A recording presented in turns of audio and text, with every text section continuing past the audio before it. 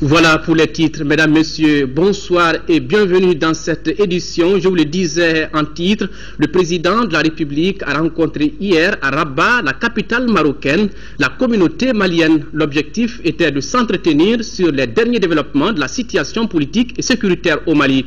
L'exercice a permis au chef de l'État d'informer ses compatriotes de la nomination de l'ancien Premier ministre Modibo Keïta pour conduire les négociations avec les groupes armés. Envoyés spéciaux à Rabat, Bourama Traoré, Adama Kamara. Au deuxième jour de sa visite, le président de la République Ibrahim Boubacar Keïta s'est rendu à Rabat. À son arrivée dans la capitale marocaine, il a été accueilli par le gouverneur général de la ville. Le chef de l'État va à la rencontre des Maliens vivant au Maroc. Et c'est à l'ambassade du Mali qu'il s'est entretenu avec ses compatriotes, en majorité des étudiants. Parmi les sujets abordés par le président de la République, l'évolution de la situation politique et sécuritaire du pays, la lutte contre la corruption et la délinquance financière. Ibrahim Boubacar Keïta a assuré ses compatriotes que les efforts sont en cours pour trouver une solution définitive à la crise du Nord. La nomination de l'ancien Premier ministre Modibo Keïta pour conduire les négociations avec les groupes en rébellion en est la parfaite illustration. Comme à l'accoutumée, le président Keïta a invité les Maliens résidant au Maroc au respect des lois du pays d'accueil. Quand un pays vous fait l'honneur de vous accueillir fraternellement, vous avez un devoir élémentaire de respect absolu de ces lois et règlements. Pour votre propre sécurité et pour la sienne. C'est le respect que vous devez à ce pays-là. Cela, j'y tiens beaucoup. Je sais qu'au Maroc, ici, vous êtes en sécurité. Rien ne peut vous arriver, sauf turpitude de votre part. Et dans ce cas-là, ne comptez pas sur moi. Non. Nul ne sera inquiété ici qu'il soit dans les règles et dans son bon droit. Mais celui à qui il prendrait l'envie de faire de son quotidien l'illégal, l'illicite, ne trouvera jamais refuge auprès de moi. Ça, je vous le dis. On me reproche souvent ma franchise, mais je ne saurais m'en aller en vous mentant, je ne le ferai pas. Je dis ce pays est notre pays. Ce pays nous considère. Ce pays nous estime. Nous avons avec ce pays des relations très profondes, qui ne sont pas des relations, encore une fois, circonstancielles, fondées dans l'histoire, dans la géographie, dans le sang, le culturel au quotidien. Cela n'est pas rien. Et de poursuivre par l'invitation des étudiants maliens au Maroc à prendre les études au sérieux, à être assidus et disciplinés, bref, à honorer le Mali. Si la jeunesse constitue le fer de lance d'une nation, il s'agit d'une jeunesse consciente et travailleuse selon Ibrahim Boubacar Keïta. Encourager notre jeunesse malienne ici, qu'elle soit venue pour apprendre, notamment les imams, ou dans d'autres domaines de spécialisation. Apprenez, apprenez, apprenez. Rien ne vaut la science. La science veut dire le savoir. Apprenez. Pour servir au mieux votre pays, le Mali. Le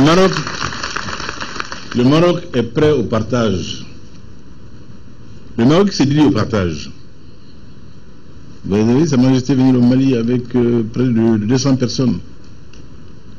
Des spécialistes de tous les domaines, les plus grands chefs d'entreprise du royaume, pour jeter les bases d'une coopération multiforme dans tous les domaines. Et Sa Majesté personnellement suit ce dossier-là. Ne faisons pas en sorte d'être en reste. Nous sommes un pays d'honneur. Nous sommes un pays de dignité. Hissons-nous à sa hauteur. Enfin, le président de la République a salué ses compatriotes pour leur accueil chaleureux et enthousiaste avant de les inviter à jouer toutes leurs partitions dans la stabilisation du Mali post-crise. Le savoir, c'est avec aussi les imams, les 106 imams maliens en formation au Maroc ont reçu la visite du président de la République, Ibrahim Boubacar Keïta. Le chef de l'État est venu constater et apprécier les conditions d'études de séjour de nos compatriotes en terre marocaine. Pour IBK, ce geste de Sa Majesté, le roi Mohamed VI, est de haute portée. Envoyés spéciaux, Bourama Traoré, Adama Kamara. Le centre de formation des imams maliens est situé au quartier chic de Haï Riyad à Rabat. 106 étudiants suivent avec intérêt les explications de leurs professeurs dans une salle spacieuse et aérée. Ils sont tous animés par une seule volonté, celle de bénéficier de l'expérience religieuse marocaine. C'est dans cette atmosphère studieuse que le président de la République fait son entrée.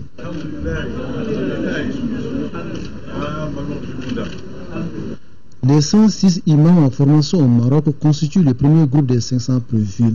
Un geste de solidarité du roi marocain, Sa Majesté Mohamed VI. L'objectif recherché est de promouvoir un islam de juste milieu, prônant la modération et la tolérance.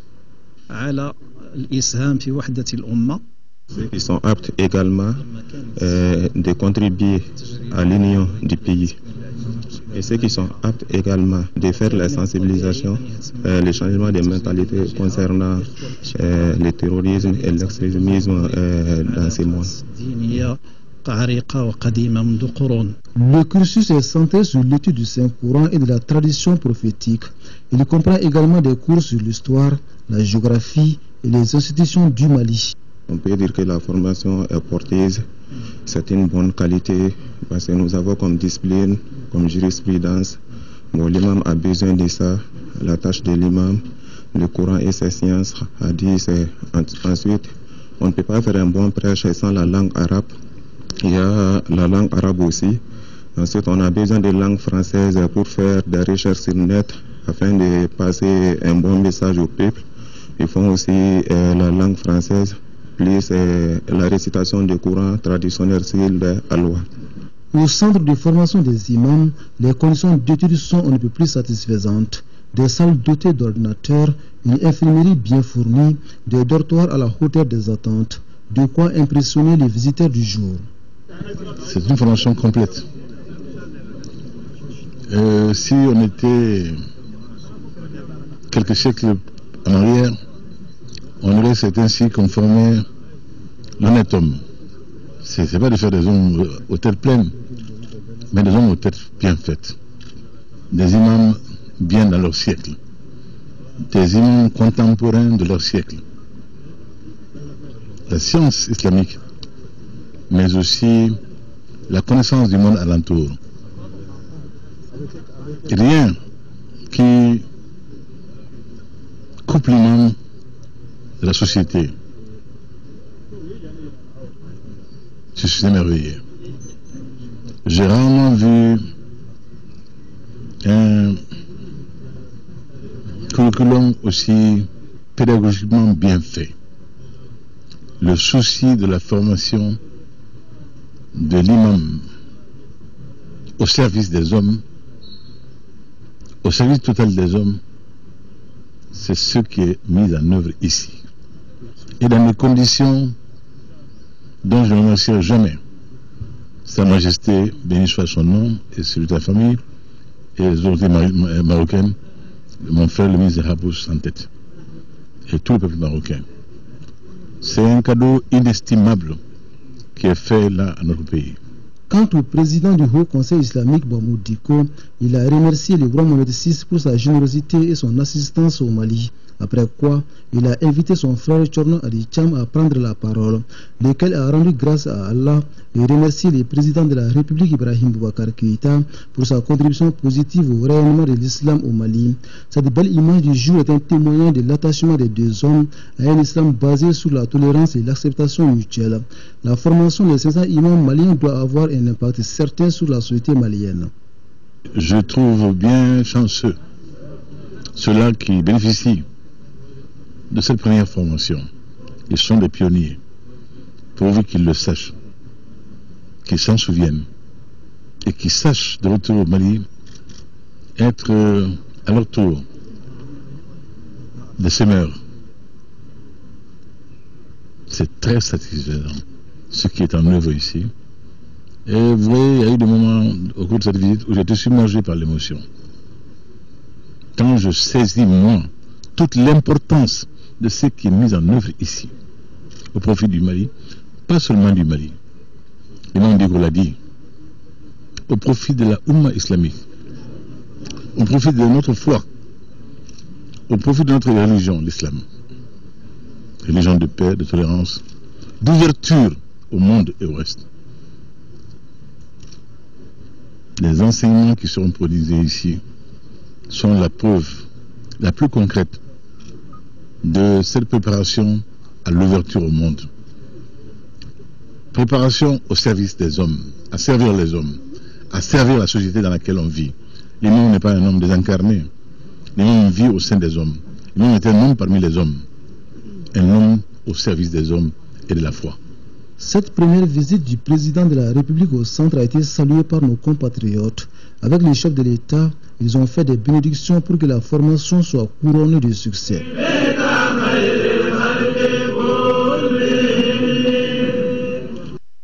Pour ajouter que le président de la République était ce matin à l'ouverture du 9e Salon international de l'agriculture au Maroc, Siam, à Meknès. À son arrivée, il a été accueilli par le prince Moulay Rachid, frère du roi, et de nombreuses personnalités, en compagnie du président de la République de Guinée, professeur Alpha Condé, et du prince Moulay Rachid. Le chef de l'État, Ibrahim Boubacar Keïta, a visité les stands d'exposition du savoir-faire marocain, africain et européen en matière d'agriculture. Il a pu visiter le cheptel qui fait aujourd'hui la fierté du peuple marocain, entre autres produits locaux. Sa visite s'est achevée au stand du Mali où il a reçu un accueil des plus chaleureux avec les orchestres présents, notamment celui de Neba Solo. Demain, nos envoyés spéciaux reviendront plus en détail sur cette visite du président de la République dans les stands du 9e Salon international de l'agriculture au Maroc, Siam. Et juste après, le président de la République a quitté Fès pour Bamako, où il est attendu dans la nuit même. Ici à Bamako, le Premier ministre Moussa Mara a rencontré ce matin les responsables des partis politiques qui ont décidé de soutenir les actions du président de la République. Plusieurs sujets ont été abordés lors de la rencontre, notamment la relance de l'économie, la stabilisation de notre pays. Compte rendu, Youssouf Diakité. Le Premier ministre, chef du gouvernement, rencontrant les députés de la mouvance présidentielle, veut recadrer le débat sur les préoccupations majeures qui intéressent aujourd'hui la vie de la nation. Là, il faut citer la relance de l'économie, la stabilisation du pays, gage du bien-être de la population. L'exécutif a besoin que la majorité sert de courroie de transmission.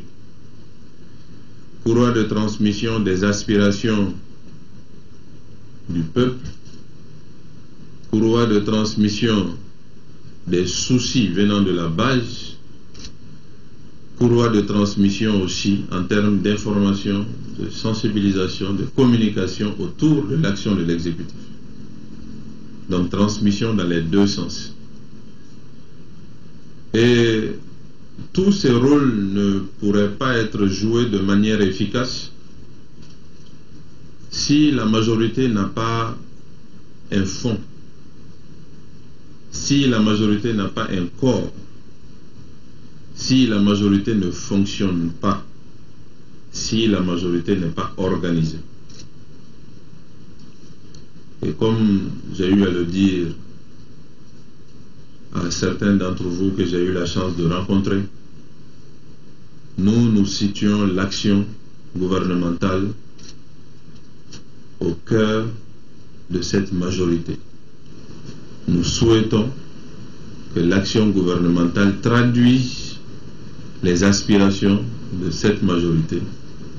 Nous souhaitons que l'action gouvernementale soit comprise et partagée par cette majorité pour qu'elle puisse jouer son rôle de courroie de transmission que j'ai indiqué tantôt. Cette première rencontre de la mouvance présidentielle permettra de faire face collectivement aux défis de l'ère qui attendent des réponses concrètes.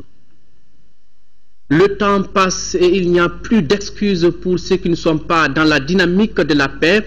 Ainsi s'exprimait hier à New York le chef de la MINUSMA lors de la séance publique du Conseil de sécurité consacrée à l'évolution de la situation au Mali. Une séance à laquelle assistait également le ministre des Affaires étrangères, de l'intégration africaine et de la coopération internationale. Abdoulaye Diop a évoqué le manque de cohérence de certains groupes armés. Salif Sanoubou. En ce mercredi matin, le soleil qui illuminait le ciel de New York et qui a incité le ministre Diop à se rendre au siège de l'ONU en marchant semblait annoncer sereine la séance d'information consacrée au Mali. Une sérénité caractérisée par les points de vue convergents entre le chef de la MINUSMA et Abdoulaye Diop. En chœur, s'ils ont salué les progrès constatés sur le terrain, ils n'ont pas manqué de déplorer le manque de cohérence de certains groupes armés par rapport au processus de paix enclenché. Je pense que ça c'est un fait, nous le déplorons. Nous pensons que tous les pays amis partenaires qui ont une certaine influence sur ces groupes doivent user de ces atouts pour les amener à la table de négociation.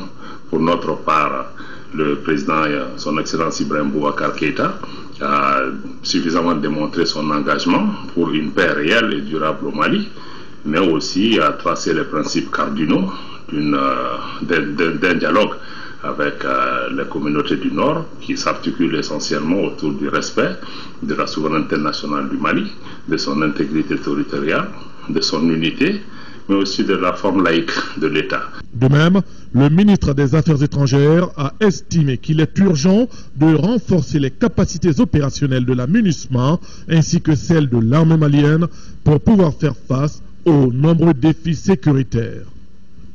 Je pense que c'est vraiment crucial en ce moment-ci.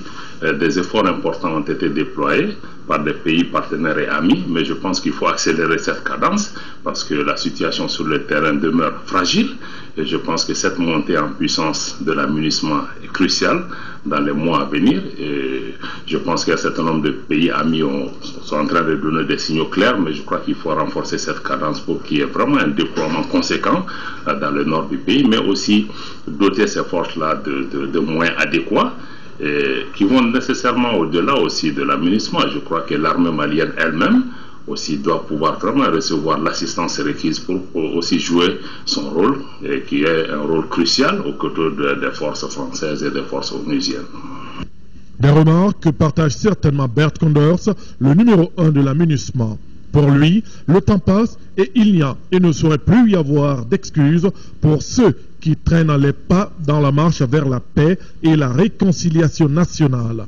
Le soleil printanier de New York aura certainement permis de dégager un peu plus l'horizon du Mali. Retour à Bamako, place de la République. Les députés, au cours de leur séance plénière de ce jeudi, ont adopté 2 projets de loi relatifs au financement du projet d'adduction d'eau potable de Kabala et l'approvisionnement en eau potable de Bamako à partir de la localité de Kabala. Ces 2 projets de loi donc, sont consécutifs à la signature d'accords entre le gouvernement et celle relative à la signature d'un contrat de financement signé entre le gouvernement du Mali et la Banque européenne d'investissement, Mahamadou Doumbia. 2 projets de loi étaient à l'ordre du jour de cette séance plénière de l'Assemblée nationale. Il s'agit du projet de loi 1410-5L autorisant la ratification de l'accord de Istina signé à Bamako le 6 janvier 2014 entre le gouvernement du Mali et la Banque islamique de développement pour le financement du projet d'adduction d'eau potable de Kabala. Le second projet de loi 1415-5L autorise la ratification du contrat de financement signé le 16 décembre 2013 entre le Mali et la Banque européenne d'investissement relative à l'approvisionnement en eau potable de Bamako à partir de la localité de Kabala. La première composante relative à la production et au transfert permettra de réaliser des ouvrages de prise et de traitement de 144 000 m3 d'eau par jour, une conduite de refoulement d'eau traitée, le système d'alimentation en énergie. Le coût global de la première phase est d'environ 169 milliards 459 millions de francs CFA. Tous ces accords rentrent bien entendu dans le cadre du financement du projet d'alimentation en eau potable de Bamako, de la ville de Bamako, à partir de Kabala.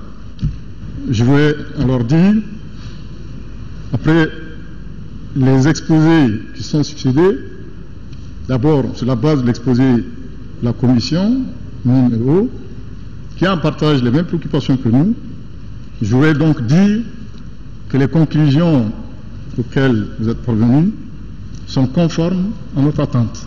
L'avantage de ces projets est de faire 1108 bornes fontaines publiques, 110 144 branchements, dont 66 144 branchements individuels et 44 000 branchements domiciliaires.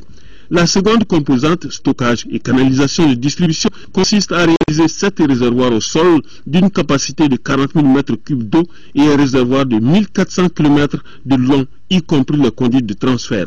Globalement, ces 2 projets de loi ont été adoptés à l'unanimité par les députés par 123 voix pour, 0 contre, 0 abstention. Autre grand titre de ce journal, le ministre de l'Intérieur et de la Sécurité a rencontré ce matin pour la première fois les gouverneurs de région et du district de Bamako dans son département. La rencontre visait à échanger autour d'énormes défis du moment, notamment le retour effectif de l'administration, des déplacés et des réfugiés dans les régions nord de notre pays, la gestion foncière et domaniale, la sécurité, l'organisation des élections communales, entre autres. Compte rendu, Daouda Sidiki Diara. Fragilisée par une crise multidimensionnelle, la reconstruction de notre pays est au cœur des esprits. Il s'agit là de créer les conditions d'une paix durable à travers des structures administratives stables, performantes et crédibles. C'est le sens donné à cette première rencontre du ministre avec le gouverneur. Il s'agit donc d'adapter l'organisation de l'administration à l'évolution sociopolitique et sécuritaire afin de corriger ses incohérences structurelles et accroître son efficacité. De renforcer la gestion publique en vue d'améliorer quantitativement et qualitativement les services offerts aux populations. Pour atteindre cet objectif, ces administrateurs doivent restaurer l'autorité de l'État. Faire respecter les valeurs de base de l'administration qui sont le respect de la hiérarchie, la neutralité, la ponctualité, l'assiduité, le professionnalisme, le respect du bien public, la rigueur et la probité. Améliorer la qualité des services offerts aux usagers par la célérité dans le traitement des dossiers et dans les prestations à rendre. Le ministre ajoutera qu'un accent sera mis sur les relations entre l'administration centrale et les services déconcentrés.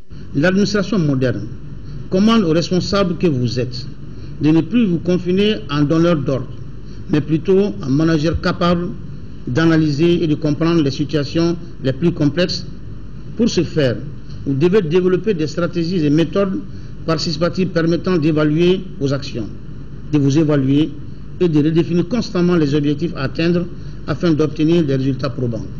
Chaque gouverneur a fait l'état des lieux de sa région en matière de sécurité car les défis sont immenses.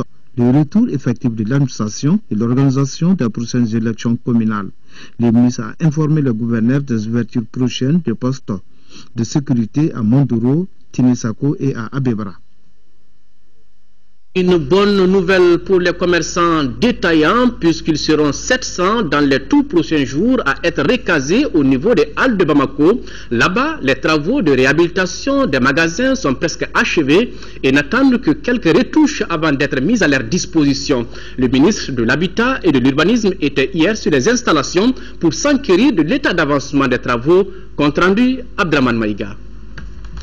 Avec cette visite sur le terrain, le ministre de l'Habitat et de l'Urbanisme donne ainsi un coup d'accélérateur aux différentes initiatives entreprises par le gouvernement pour améliorer la circulation au sein des marchés publics. À travers cette politique, plus de 700 commerçants seront installés aux halles de Bamako. Avant leur installation, un certain nombre de travaux s'imposent. Le travail consistait donc à un paquet d'activités qui va du lavage, du nettoyage au lavage, du lavage à la désinfection, à la réparation des magasins. Alors, notre visite de cet après-midi était de nous enquérir de l'état d'évolution des travaux qui ont été confiés à la direction de l'urbanisme et de l'habitat pour voir dans quelle mesure le gouvernement qui s'est engagé à honorer son contrat de solidarité avec les victimes et autres opérateurs économiques en difficulté puisse être tenu dans les meilleurs délais. Au cours de cette visite, le ministre de l'Habitat et de l'Urbanisme a rencontré des commerçants. Avec eux, les échanges ont porté sur la vision du président de la République et de son gouvernement pour venir à bout des incendies dans les marchés. Il y a quelques difficultés qui restent entendues, sans la résolution desquelles le délai que nous nous sommes fixés, qui est de 2 semaines, pourrait être retardé, mais nous restons convaincus qu'avec la collaboration et la participation des personnes qui résident en ces lieux-là, donc des commerçants présents et des gestionnaires d'un certain nombre de parties du hall de Bamako, pourrait faire en sorte que l'on puisse atteindre l'objectif fixé, donc le résultat de livrer ces magasins-là dans les délais de 2 semaines à venir. Pour réussir cette mission, le ministre de l'Habitat bénéficiera de l'appui et du soutien de ses interlocuteurs. Des interlocuteurs qui ont à leur tour évoqué certaines de leurs préoccupations, comme par exemple le renforcement du dispositif sécuritaire, l'installation des poubelles et l'installation de l'éclairage public, pour ne citer que cela. Le ministère de l'économie et des finances, à travers le secrétariat de l'administration de l'aide, vient d'organiser un atelier d'élaboration du cadre de résultats du programme d'action du gouvernement 2013-2018 et à la mise en œuvre du calendrier harmonisé des revues de 2014. Il s'agit, à travers cet atelier, de renforcer les capacités des acteurs chargés de concevoir les documents de stratégie de réduction de la pauvreté, compte rendu à Adama Koulibaly. Les échanges pendant cet atelier porteront sur les généralités de la gestion axée sur les résultats et l'expérience internationale comme premier point. Et en deuxième point, la méthodologie d'élaboration du cadre de résultats du programme d'action du gouvernement. Ce programme porte sur la mise en place d'institutions fortes et crédibles, la restauration de la sécurité des personnes et des biens sur l'ensemble du territoire, mise en place d'une politique active de réconciliation nationale, reconstruction de l'école malienne et la construction d'une économie émergente. Le dispositif de suivi-évaluation prévoit l'organisation annuelle de 5 grands types de revues. Il s'agit des revues des projets et programmes, les revues de budget-programme, les revues sectorielles, la revue du cadre stratégique de croissance et de réduction de la pauvreté et la revue budgétaire conjointe. À l'atelier étaient invités tous les acteurs des points focaux des structures pouvant participer au développement. C'était l'occasion pour les représentants de la primature, du département de l'économie et des finances et leurs partenaires financiers de souligner l'importance de la tenue de l'atelier. Les hautes autorités du pays ont encore réaffirmé leur attachement au plan d'action gouvernemental qui reflète les priorités du gouvernement sur la période 2013-2018.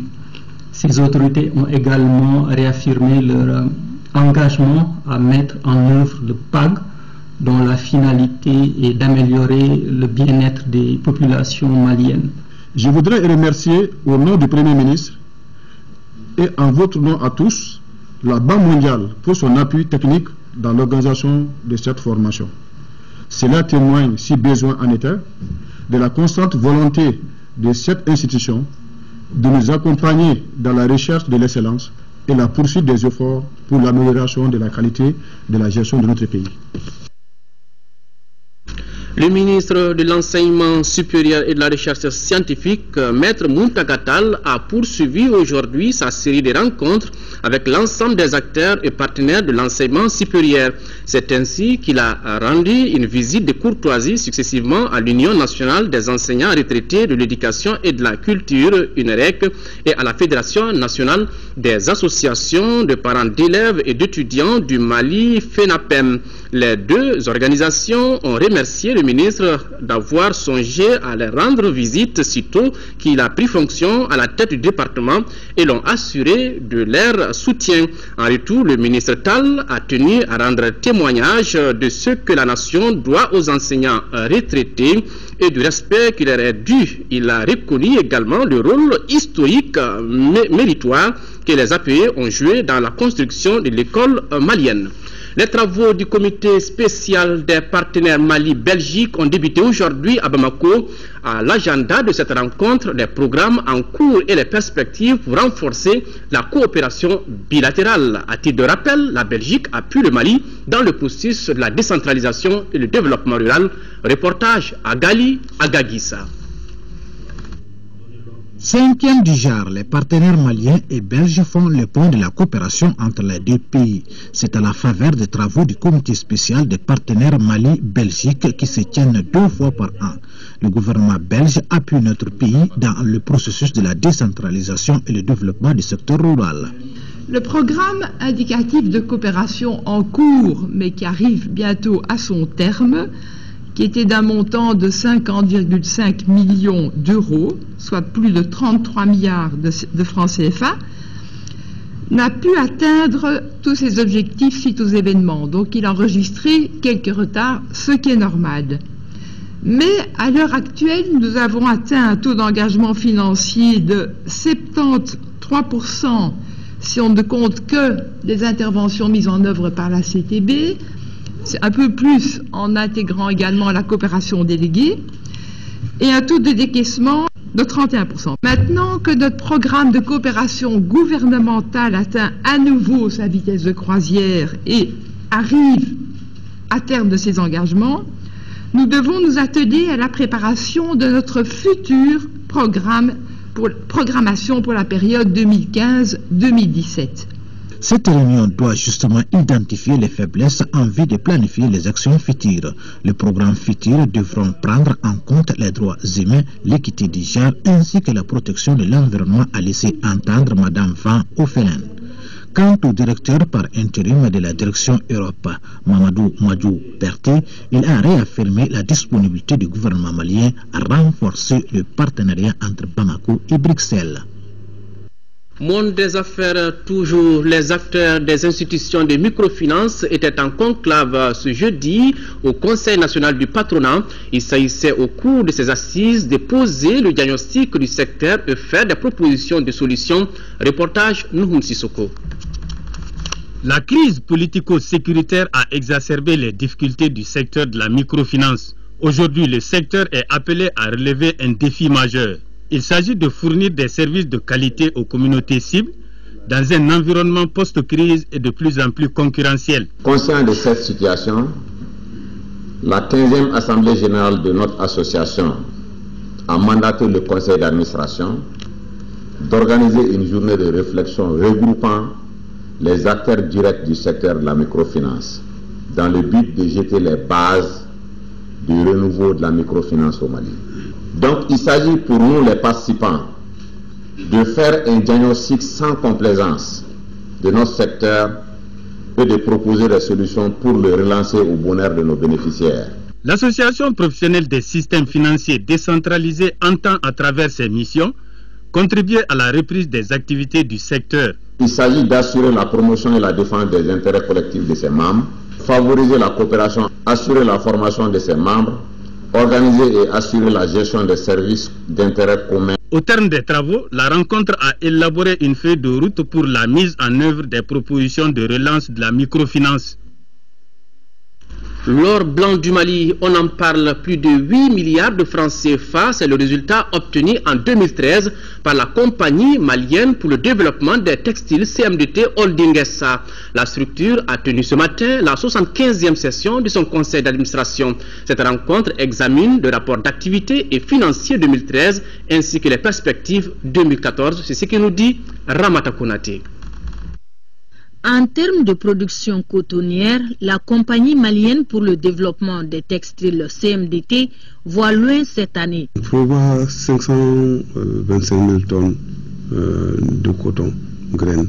Si nous arrivons à appliquer toutes les mesures que l'atelier de Sylvain a recommandé à Sikasso, c'est certain que nous allons avoisiner peut-être les 600 000 tonnes. En attendant, jetons un regard sur les états financiers de l'exercice écoulé. Nous avons en 2013 acheté pour 140 milliards de coton graines aux paysans. Je résume simplement que nous avons un résultat positif de 8 milliards 100 millions. Le bilan dont je viens de parler, le résultat net, c'est l'ensemble des charges déduites de l'ensemble des produits. Ce jugement positif, selon le PDG Sanogo, est aussi dû à l'obtention des 440 000 tonnes de coton-graines sur les 500 000 prévus pour la campagne écoulée. On note aussi un total bilan d'environ 232 milliards et demi de francs CFA. En somme, la 75e session de la CMDT est un exercice visant à mieux orienter les actions à venir. Cela pour l'accroissement de la production cotonnière. Cérémonie solennelle de prestation de serment de nouveaux magistrats, c'était ce matin à la cour d'appel de Bamako. Ils sont 53 magistrats de l'ordre judiciaire et administratif à avoir prêté serment conformément à l'article 46 avant d'être installés dans leurs fonctions. Recrutés lors du concours de la magistrature il y a de cela 2 ans, Les nouveaux magistrats ont fait une année de formation à l'Institut de formation judiciaire et une année de stage pratique dans les tribunaux de première instance. La cérémonie s'est déroulée en présence de la famille judiciaire. Voilà, cérémonie solennelle de prestation de serment de nouveaux magistrats. Ils sont au total 53 magistrats. C'est demain 25 avril, la journée mondiale de lutte contre le paludisme. En prélude à l'événement, le programme national de lutte contre le paludisme, en collaboration avec ses partenaires, a tenu une conférence de presse avec comme thème « Investir dans l'avenir, vaincre le paludisme ». Ce point de presse vise à faire le plaidoyer et la mobilisation sociale autour des stratégies de lutte contre cette maladie dans notre pays. Compte rendu, Lamine Keïta. Le paludisme constitue de nos jours un problème de santé publique. Il faut donc profiter de toutes les occasions pour informer et communiquer sur les moyens de lutte contre cette maladie. C'est ainsi qu'à travers cette conférence de presse, le programme national de lutte contre le paludisme a voulu exposer devant les hommes des médias ses ambitions. Cela en prélude à la commémoration de la journée mondiale et de la semaine nationale de lutte contre le paludisme. Thème retenu: investir dans l'avenir, vaincre le paludisme. Le paludisme est assez préoccupant aujourd'hui dans notre pays. Comme le disent les statistiques du ministère de la Santé, près de 40% des gens qui viennent dans les structures de santé viennent pour consulter pour le paludisme. Le paludisme également, chez les enfants, est une cause importante de décès. Donc plus de 60% des décès d'enfants de moins de 5 ans sont imputables au paludisme. Selon les conférenciers, la situation préoccupe le département de Titel qui fait de la lutte contre le fléau une priorité. Le département en fait vraiment une priorité importante, comme vous l'avez vu ici. Nous devons vraiment nous impliquer pour réduire ce fardeau, en tout cas parce que au point de vue morbidité, il est très important. Au point de vue mortalité également, il est très important, surtout chez les enfants. Et vous avez vu également, au point de vue perte économique, le paludisme est très important parce que les études ont montré que annuellement nous perdons près de 72 milliards imputables au paludisme. Après le représentant de l'OMS au Mali, il existe aujourd'hui des interventions efficaces pour prévenir et guérir le paludisme. Entre 2000 et 2012, 3 300 000 décès ont pu être évités dans le monde, dont 3 millions de décès en Afrique. Au moment où l'OMS recommande des stratégies de lutte, de contrôle et d'élimination de la maladie issues des évidences scientifiques, des chercheurs du Centre de recherche et de formation sur le paludisme basé ici à Bamako, le point de la recherche et de la lutte contre le paludisme dans notre pays, c'est ce soir dans l'interview de la semaine. Yaya Konaté reçoit le professeur Ogobara Dumbo, un des plus grands spécialistes au monde sur la question. L'interview de la semaine à suivre juste après ce journal, une contribution de l'ORTM pour accompagner cette célébration. Le secrétaire exécutif de l'Observatoire du Sahara et du Sahel a animé un point de presse. Il s'agissait d'échanger sur les missions de l'organisation avec les hommes de médias. L'Observatoire du Sahara et du Sahel s'intéresse aux questions environnementales. C'est ce que nous dit Moussa Fani. La transition vers l'économie verte, la consolidation des acquis et le renforcement des capacités sont quelques-unes des recommandations issues du 18e Conseil d'administration de l'Observatoire du Sahara et du Sahel. Le secrétaire général de l'organisation a donné plus d'informations au cours d'un point de presse. Les résolutions ont porté à la fois sur la poursuite de l'action de l'OSS, sur le renforcement d'un certain nombre de volets liés également au renforcement des capacités dans les pays, à la nécessité de mieux et de plus impliquer la société civile dans les projets que nous menons, à la nécessité de renforcer le rôle d'observatoire que joue l'OSS. L'Observatoire du Sahara et du Sahel est une organisation internationale qui regroupe 22 pays africains dont le Mali. Quelles sont ses missions? Voici la réponse de son secrétaire exécutif. L'Observatoire du Sahara et du Sahel s'occupe de problématiques liées à la fois à l'eau et à l'environnement. Sur l'environnement, l'OSS a été créé au moment où, après les conventions de Rio, les États avaient des préoccupations de lutte contre la désertification.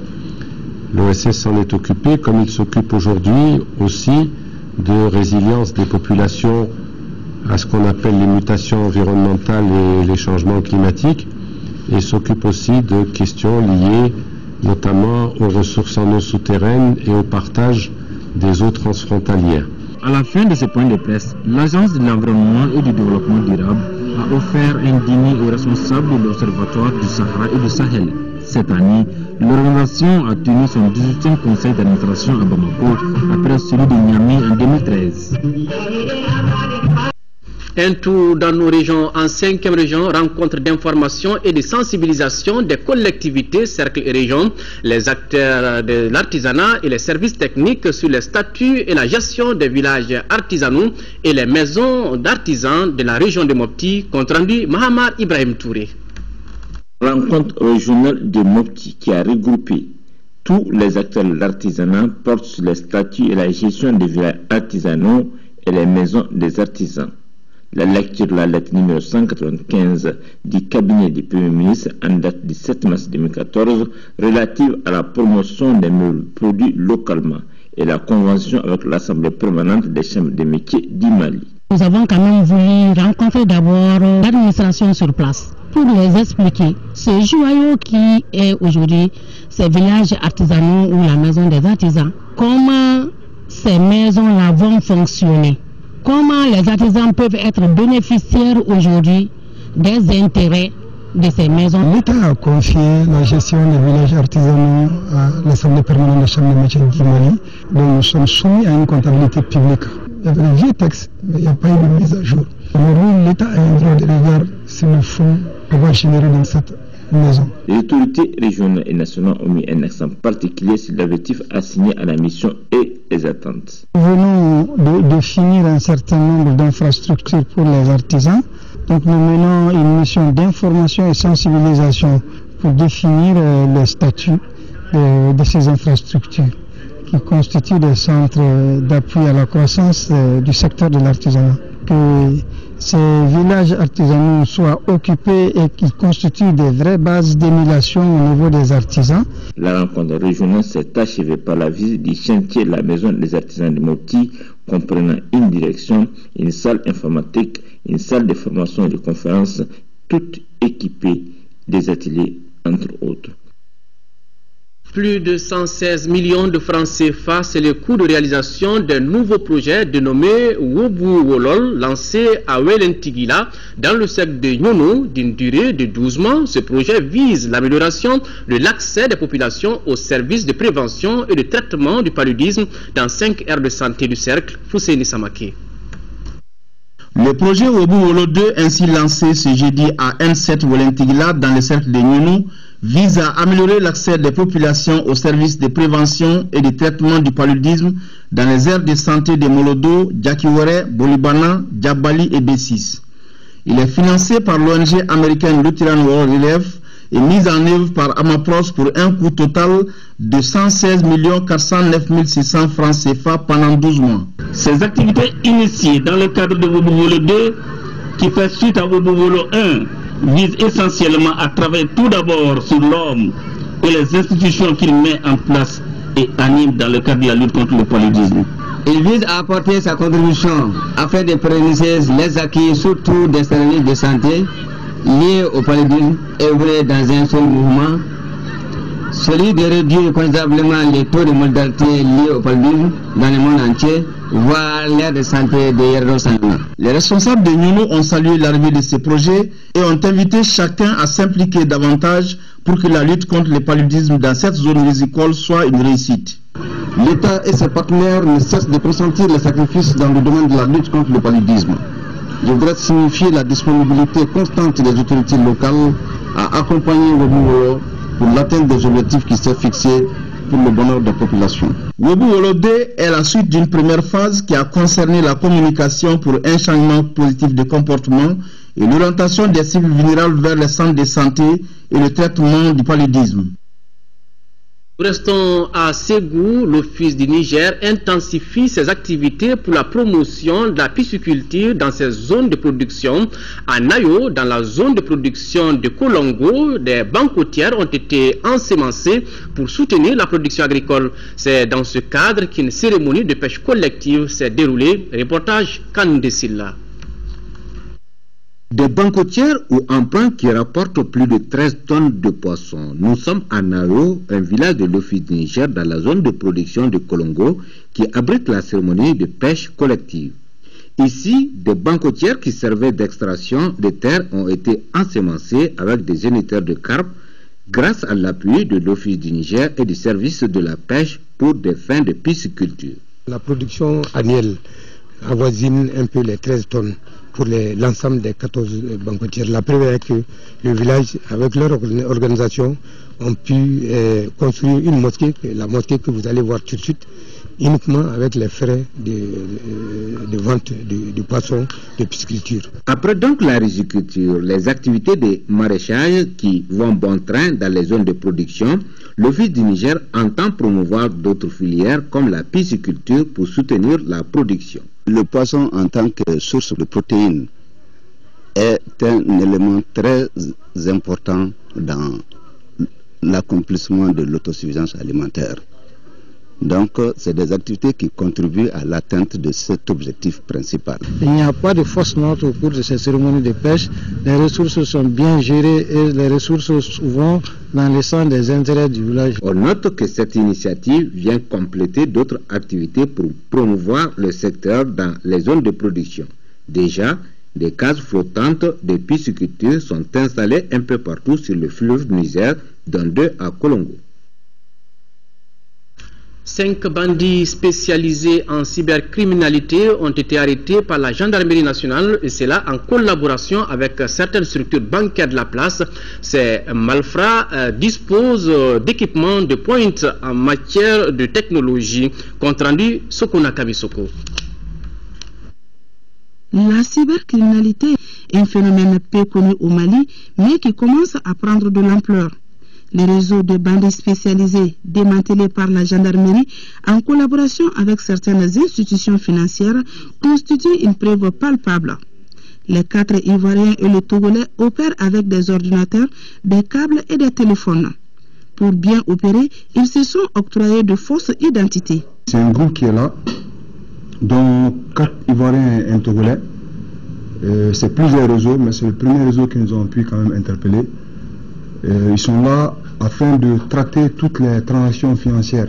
Ils arrivent à mettre la main sur les codes de différentes transactions et afin de rapidement produire une carte d'identité consulaire ivoirienne afin de se présenter au guichet pour vite retirer l'argent avant que la personne, même le vrai bénéficiaire, ne se présente. Nous avons quand même pu mettre la main sur eux grâce à l'appui et à l'aide de certaines institutions financières de la place. Nous venons de faire une réunion avec les différents responsables des différentes institutions financières au Mali afin de très rapidement dégager un créneau. Lequel créneau nous permettra quand même de trouver une solution afin de protéger la population. Les institutions bancaires préconisent une certaine mesure. Il faut une bonne sensibilisation de la population qui fasse très attention non seulement aux postes utilisés, mais aux sites aussi consultés lors de leurs transactions sur le net. Transactions qui peuvent être des transactions financières ou des transactions d'ordre personnel, et de faire très attention aux outils utilisés et les sites aussi utilisés. C'est un grand soulagement parce que nos autorités comme la gendarmerie, le SIJ, qui arrivent à démanteler un réseau de ce type qui est en fait un fléau qui est nouveau, nous soulage énormément. Parce qu'il en va de la crédibilité de nos institutions financières. Parce que les clients qui sont chez nous, c'est la population qui est concernée. Démanteler un réseau de ce type nous met en confiance et met en confiance nos clients. Sport, championnat national Ligue 1, 16e journée, le Real de Bamako a dominé le Debo Club de Mopti 2-0. Juste après, donc, le Joliba AC a été tenu en échec par El Ouidji FC, 1 but partout. Les rencontres ont eu lieu au stade de Modibo Keïta, résumé des 2 rencontres avec Diara Konaté. Au compte de cette 16e journée de Ligue 1, le Real de Bamako réalise une belle performance en battant le Debo Club de Mopti 2-0. Les Scorpions de l'AS Real rassurent leur public avant le match retour de la Coupe de la Confédération dimanche prochain. L'entraîneur Mouhoun Diané n'a pas hésité à injecter quelques cadres de son équipe, Alima Denti, Amadou Samaki, Almami Sogoba et Moussa Kone Kofi. Cette rencontre piège, dominée par le développement de Mopti, avec des actions collectives et individuelles mal exploitées, tourne à l'avantage des Noirs et Blancs de Bamako, au 40e et 90e minute. Ainsi, les joueurs du Real prennent à défaut la défense adverse. Nti Amadou Samake, dans la surface de réparation, d'un coup de tête, met au fond, 1-0. Puis, en fin de partie, les réalistes récidivent. L'inévitable Moussa Kone Kofi inscrit le deuxième but et prend la tête du classement des meilleurs buteurs du championnat avec 11 réalisations. On peut bel et bien jouer, et le Real, c'est comme nous. Le Real n'est pas au-dessus de nous. On peut jouer comme eux et prouver qu'on est meilleur. C'est pas ça qu'on a montré ce soir. Ce sont les mêmes stratégies depuis le premier match et le deuxième match. Ce qui a été mis en pratique par le coach, c'est ce qu'on a fait ce soir dans ce match. Le Djoliba AC, qui n'avait jamais joué en seconde heure cette saison en Ligue 1, devait se battre pour réconforter le moral de la famille rouge face à L8 FC d'Aguilog. L'entraîneur des Rouges, Derema Kono, contrairement à son adversaire de la Coupe de la Confédération, mise sur des remplaçants rarement sélectionnés depuis le démarrage de la Ligue 1. Nous, on ne voulait pas risquer le jeu avec l'équipe première. Nous jouons sur un autre flanc qui est la Coupe d'Afrique. On a préféré donner l'occasion aux joueurs de l'équipe B pour qu'ils puissent exprimer leur potentialité. Après le coup d'envoi, les joueurs d'L8 FC d'Aguilog imposent leur style de jeu. Les Rouges de Remakolo perdent tout le contrôle du jeu. Le portier Djolbis Cheksi est battu suite à une frappe puissante d'une trentaine de mètres, but de Mamadou Traoré. 1-0. Les locataires de Remakolo, blessés, arrivent finalement à établir la parité avant la fin de la première période. 1-1. But inscrit à la 31e minute par Amara Fofana. 1-1, score final. Une nouvelle publication, La gauche française et l'Afrique subsaharienne, c'est l'intitulé du deuxième livre de Abdoulaye Diarra, publié par les éditions Kartala. Dans le dernier chapitre de ce livre de 340 pages, l'auteur traite de l'intervention française dans notre pays le 11 janvier 2013, la bataille des Konna, un livre à lire absolument pour devoir des mémoires. Le peuple malien a rendu hier un dernier hommage à Sidiki Diarra, ancien président de l'Assemblée nationale pendant la deuxième législature. Celui qui nous a quittés a eu pendant son parcours professionnel une carrière exemplaire. Le commandeur de l'ordre national repose désormais au cimetière de Kolebougou à Koulikoro. Le président de la République était représenté à la cérémonie par le Premier ministre Moussa Mara. On notait la présence de plusieurs membres du gouvernement, d'anciens chefs d'État, des présidents d'institutions, des parents et amis. Reportage Ousmane Koïta. Le Mali entier vient de perdre en Sidiki Diarra un grand homme d'État. Instituteur diplômé, professeur de lycée, censeur et proviseur de lycée, puis professeur d'enseignement supérieur. Homme aura eu pendant ses 75 ans de vie une carrière professionnelle et politique bien remplie. Il sera élu député puis président de l'Assemblée nationale pendant la Deuxième République. Sidiki Diarra a été décoré chevalier, grand officier puis commandeur de l'ordre national. Dans l'oraison funèbre qu'il a prononcée, le secrétaire général du Grand Chancelier des ordres nationaux nous retrace le parcours de l'homme. Un parcours fait de travail bien fait, de droiture, d'honnêteté et de respect de l'autre. C'est dans la douleur que nous nous retrouvons aujourd'hui pour rendre un dernier hommage à l'un des dignes fils de ce pays. Je vais nommer Feu Sidiki Diarra, ancien président de l'Assemblée nationale, professeur d'enseignement supérieur. Sidiki Diarra, diversement appelé professeur, inspecteur, président, n'est plus de ce monde. Il s'en est allé discrètement après avoir supporté pendant longtemps le mal qui le rongeait. Ses études académiques furent couronnées par le diplôme d'instituteur obtenu à l'école normale William Ponty de Dakar. De 1971 à 1973, inspecteur de l'enseignement fondamental de Nioro. De 1973 à 1974, inspecteur de l'enseignement fondamental de Kita. De 1974 à 1979, inspecteur d'enseignement fondamental de Koulikoro. De 1979 à 1981, directeur de l'IPN. De 1981 à 1983, directeur régional d'éducation de Koulikoro. La même année, il fut élu député à l'Assemblée nationale et vice-président du groupe parlementaire. Et de 1983 à 1991, président de l'Assemblée nationale du Mali.